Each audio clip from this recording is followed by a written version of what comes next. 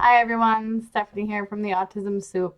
So today I am bringing you a little bit of a different video. We did talk about in my last video making a recipe. So that is what I have prepared for you guys. So hopefully you enjoy it, and this is just something that I like to make as a snack for myself. Usually And if you have those stuff, you can make it. Yes, that's true, Carter. Yep. Usually with chicken, I get chicken taquitos frozen from the grocery store. I get them from Walmart. I believe they cost like $5.96, and you get like a 30 count in there, I think. Something like that. They're very small. They're about like maybe a ½ inch thick, and they're about this long. When I eat them, usually I have to eat about, I don't know, eight or 10 of them to feel full. So when I made mine, I made them a little bit bigger. So they're like halfway between the size of a taquito and the size of a burrito. But I'm going to go grab them real quick just so I can show you what they look like. I did put them in the freezer just because that's how I eat them. I usually will take a couple out and then thaw them out in either my foodie or the microwave. So I'm going to go grab them real quick and just show you what my finished product looked like. Okay, so here they are. As you can see, they're pretty big. I have about 15 in here, so that's how much I have made. And we will make different foods to it. Yes, we will eventually make more recipes, but this was one where I wanted to try it just because I feel like it's eventually going to save me more money, even though the ingredients I use cost more money than the taquitos would have cost me in the store. I feel like this is eventually going to save me money in the long run. Just because if I eat two of these, as you can see, they're pretty big. If you eat two of these, you're full.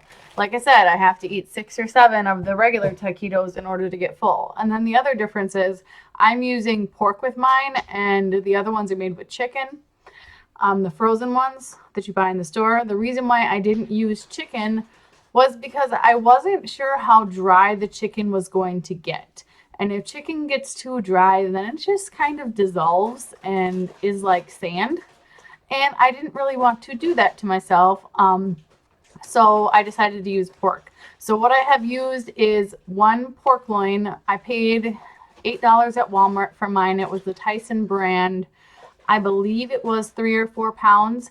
The thing I like about the Tyson brand one is when you get it and you take it out the packaging, it's already halved for you. So you don't have big chunks of meat. It's already halved. I would say when you cut up your meat before you season it, do like maybe, I did mine in sections like this. So maybe like a ½ pound to a pound each.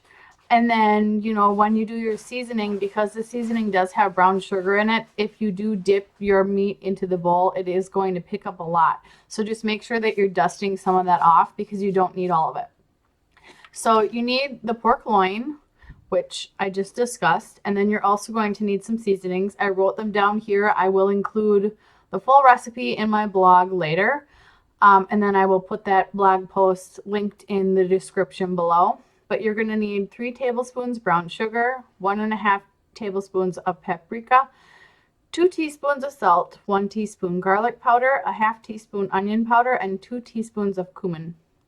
So also you're going to need a can of Dr. Pepper. Pretty soon we should how to make a recipe made soup. Pretty soon we have to make soup. Soup, you think? Yeah. We could try a soup. Yeah, if you boys are going to eat it, what kind of soup would you like to eat? Do you know? What kind of soup would you like to eat?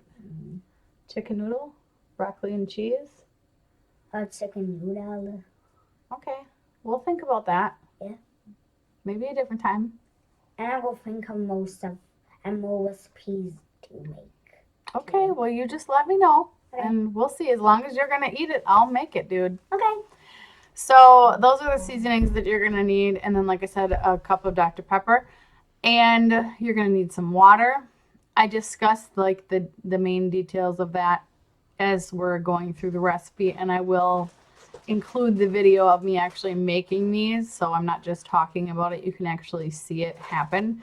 You're also going to need sour cream. I would say to buy, how big is the tub that I have? The tub I have is about like this big. So buy the biggest sour cream you can get, because I think the smallest one you're going to end up a little bit short. And then 2-pound bag of shredded cheese of your choice. And you're also going to need some salt, but you need the salt anyway for the seasonings. And then you need flour tortillas. I use the Ortega brand, and they're about the medium size, so they're about like this big. And my recipe yields 15. So you're going to need 1.5 packages, because each package has 10 tortillas in it. So that is that. I did use my Instant Pot for this. I have a Ninja Foodi, so a lot of the recipes you're going to see are going to be in my Foodi. If you do not have an Instant Pot, you can still do these recipes in the oven. It's just you're going to have to adjust your cooking time, because it's going to take a little bit longer. I'm not sure with other Instant Pots how they vary from the Foodi, but I'm just going off of what I have. So if you have to make adjustments for your own recipe, by all means, go ahead and do that. So now we're going to get into the video of me actually making the food, and then afterwards we'll do our outro, and that'll be it. You guys can let me know if you like it, if you want to see more of these, what else you would like me to make. We'll just go from there and see. And subscribe, hit the like button. Okay, so here is the tenderloin in the pan after I have already seasoned it. The seasonings that I use, I will link down below, but I will tell them to you right now just so that you have an idea in case you want to just watch the video as you go. It is 3 tablespoons brown sugar, 1.5 tablespoons paprika, 2 teaspoons salt, 1 teaspoon garlic powder, a 1/2 teaspoon onion powder, and 2 teaspoons of cumin.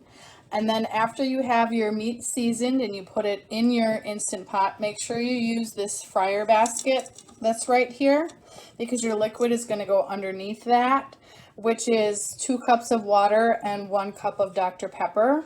And then when you're all done, just lightly sprinkle some brown sugar in there. Most of it has dissolved over the top, but I'm usually pretty generous with it because I think it helps with the flavor. So then once you have that done and your meat has sat for at least 5 minutes, you want to put your pressure cooker lid on. This is backwards. Make sure it's set to seal, which mine is, as you can see. So now we're going to put, there we go. Turn it on. We're going to do pressure cook on high. And then we're going to do our time for 1 hour and 5 minutes. So go ahead and let that build up pressure and cook. And then when it's done, release the seal valve. And then once your little button pops up here, you'll know that it's done and you can safely remove the lid. And then we will continue on to the next step. Okay, so now our pork is done. So what I'm going to do is I'm just going to take a big spoon and we're going to just scoop these out because they are going to be very tender. As you can see, it's already falling apart. And we're going to put them into a bowl so that we can go ahead and shred our meat, which we're going to want to do. Now, usually when I do pulled pork, which you can use this for any pulled pork recipe, for any type of pork you're doing that you want to use. I like to use it for pulled pork sandwiches with barbecue sauce. Usually I will use the juice from inside of here. As you can see, there is quite a lot. Usually I will use that and put a cup of it back into the bowl with the meat to keep it moisturized. But since we're doing taquitos, we don't want to do that because we don't want our tortillas to get soggy. So now we're just going to come over here, and what you do is you just take a fork. This is a pretty large fork that I'm using, and you're just going to shred that up. That's all you do. And then what you're going to do is you're going to let that cool down, and once that has cooled down, we will add the rest of our ingredients, and then we will go from there. So I'm just going to go ahead and do this, let this cool off for a while, and then we will move on to our next step. Okay, so now I've waited for the meat to cool down, and I have added in here some sour cream, some cheese, and a little bit of salt. So I'm using Daisy sour cream. I've used about 1.5 cups of that. And then I have Colby Jack cheese. I wanted the Mexican blend of cheese, but they actually didn't have it. So I have Colby Jack cheese, and I put 2 cups of that in here. And I also added 2 teaspoons of salt. So you want to mix that up real good. You don't need a spoon. You can use the same fork you were using before. So what you want to do is just take some of your mixture. I'm going to do this one-handed. See how well this turns out for me. No, I'm going to have to put the phone down and do it. Let's see if I can put the phone down here. No. Just no, bitch.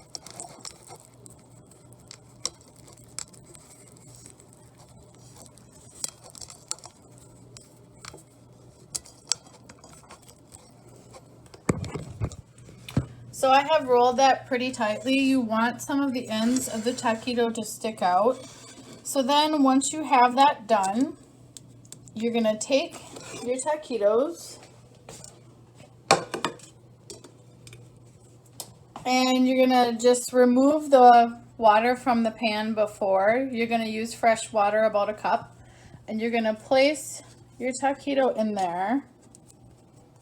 And we're going to air fry these. So I will go over that in the next step with our taquitos. So now we're just going to air fry them.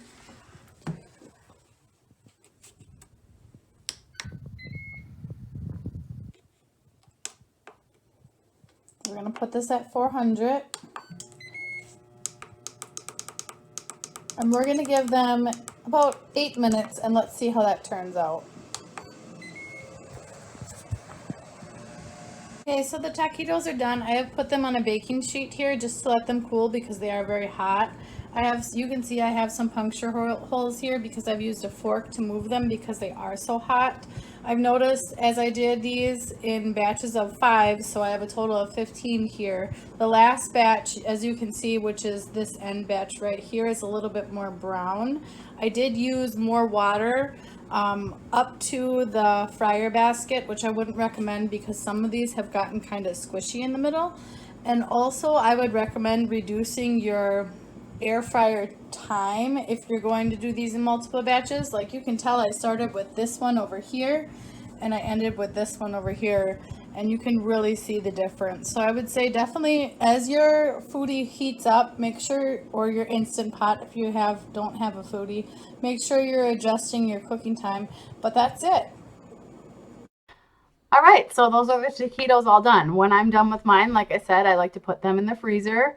I like to, just take a couple out as I need them. I feel like they last a lot longer in the freezer. I would say using them probably within a month would be good, just because when you buy something from the store that's already frozen, it has a lot of preservatives in it. But when you make it from scratch, it doesn't. So that's just something to keep in mind. You don't want to keep your food for too long. So I would definitely say make sure you write a date on there just so that you know how long you have until your food has expired. But in the long run, I think this is going to save me some money because, if there's only 32 of these taquitos in the frozen ones that you can buy from the store, and I'm eating 8 of them at a time, that means I can only use that 4 times. But with this, if I'm eating 2 at a time and I have like 15, how long is that going to last? Let me see, maybe like 7 times. So in the end, it is going to last me longer. But I did already try these after I was done making them, and they are so good. They are really good. Usually I don't like a lot of salt, but I thought that they were pretty good with the decent amount of salt they had. And I usually eat them with sour cream, but since I put sour cream in it, I didn't. You can also use hot sauce or whatever you'd like with them. But I just thought that they were really good. They were really tasty. The foodie made them nice and crispy. I can't really complain. They were really good. So that's just one less thing for me to buy at the store that I can make at home. And, if I make it once a month, it's not really that big of a deal. The only downfall to this is when you air fry them in the end to crisp them up, it takes about a half hour because you have 3 batches of 5 that fit in the basket, and it does take a while. And then you have to let them cool down before you can throw them in the freezer. So it's a bit time consuming, but if you're looking for a more healthier option of, taquitos, this is a good way to do it. So that is the end of the video. If you are new, please subscribe to see more content. Also, please check out my other videos if you would like to see me and my son react and talk about his autism and our journey. And if you want to see more recipe videos, go ahead and leave it a like, especially if you did like this one, and we will see you next time. Bye.